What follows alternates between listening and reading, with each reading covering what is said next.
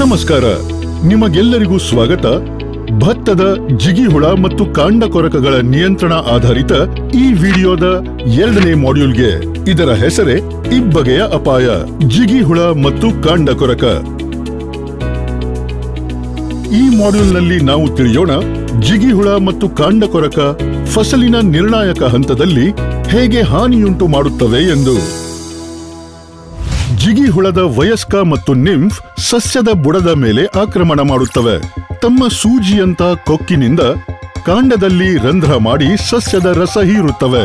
ಇದರಿಂದ ಕಾಂಡ ಬಲಹೀನವಾಗುತ್ತದೆ ಮತ್ತು ಪೋಷಕಾಂಶಗಳ ಪ್ರವಾಹ ನಿಂತು ಹೋಗುತ್ತದೆ. ಸಸ್ಯವು ಹಳದಿ ಬಣ್ಣಕ್ಕೆ ತಿರುಗಿ ಒಣಗಿ ತೀವ್ರ ಬಾಧೆಯಿಂದ ಸಂಪೂರ್ಣ ಒಣಗಿ ಹೋಗಬಹುದು. ಈ ಹಾನಿಯ ಸ್ಥಿತಿಯನ್ನು ಹಾಪರ್ ಬರ್ನ್ ಎಂದು ಹೇಳುತ್ತಾರೆ. ಇದೇ ಸಮಯ ಕಾಂಡ ಕೊರಕ ಎಲೆಗಳ ಮೈ ಮೇಲೆ ಮೊಟ್ಟೆ ಇಡುತ್ತದೆ.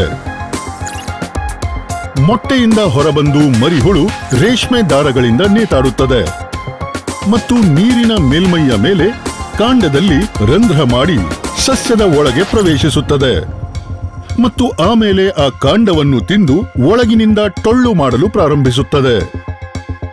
ಕಾಂಡ ಕೊರಕವು ಫಸಲಿನ ವಿವಿಧ ಹಂತಗಳಲ್ಲಿ ಹಾನಿಯನ್ನುಂಟು ಮಾಡುತ್ತದೆ.